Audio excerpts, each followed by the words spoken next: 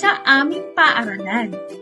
Kuwento ni Rosemary Lofranco at guhit naman ni Patrick Concepcion. Halina at pakinggan natin ang kwento ngayong araw. Isang araw sa klase ni Binibining Rina. Masaya niyang sinalubong ang kanyang mga estudyante sa kanyang silid-aralan. Magandang umaga po! Magandang araw mga bata! Bilang pagsisimula ng ating araw, kantahin muna natin ang pambansang awit at bigkasin ang panunumpa sa watawat ng Pilipinas. Ngayong araw ay pag-aaralan natin ng iba't ibang lugar dito sa ating paaralan. At upang malaman nyo kung saan ito matatagpuan, ay pupuntahan natin ang mga ito. Wow! Gusto ko po yun, Ma'am! Ako din! Ako din po, Ma'am! Gusto ko po yun! Ngunit sa paglabas, mga bata, ay tandaan ninyo na maayos at hindi tayo gagawa ng anumang ingay habang pupunta tayo sa mga lugar sa ating paaralan upang hindi tayo makaabala sa klase ng iba. Opo, Ma'am! Ngayon, kailangan na sa inyong paglabas ay mayroon kayong kapareha. Maghahawak kayo ng kamay at huwag pababayaan ang isa't isa. At tandaan mga bata, walang maghihiwalay sa atin. Kung nasaan ako, ay dapat na andun din kayo. Naiintindihan niyo ba mga bata? Opo, Ma'am!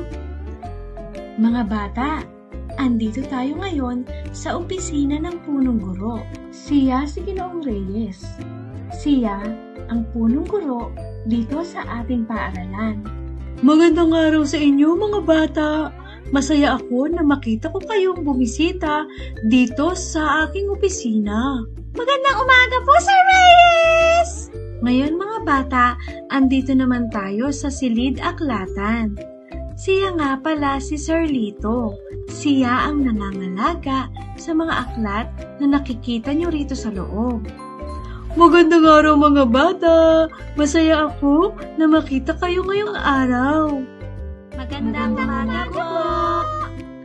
Tandaan nyo mga bata na dito sa loob ng silid-aralan ay hindi tayo maaaring mag-ingay upang hindi tayo makaabala sa mga nagbabasa rito.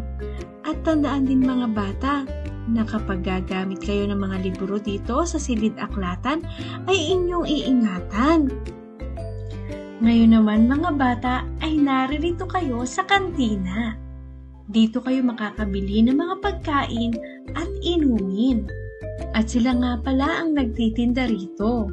Si Nanay Tinay at si Tatay Narciso. Magandang umaga po! Magandang umaga sa inyo mga bata! Ngayon ay naririto naman tayo sa klinika. Ito ang lugar na kung saan na kapag tayo ay nagkasakit o nasugatan ay dito tayo bibigyan ng paunang lunas. Siya nga pala si Nurse Paulo. Siya ang nurse na nakadistino dito sa ating paaralan. Magandang umaga po! Sa patuloy na paglalakad ng mga bata at ni Binibining Rina ay hindi niya napansin na hindi na pala sumusunod si Amara at si Ian. Amara, tara, bumalik tayo dun sa silid-aklatan. Marami ako nakitang magagandang libro. Sige, gusto ko din yun. Tara! At nakarating na si Binibining Reyes at ang mga bata sa palaruan. Kaya naman binigyan nito ng oras ang mga bata na makapaglaro.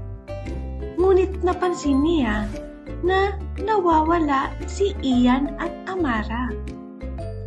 Binibining Rina.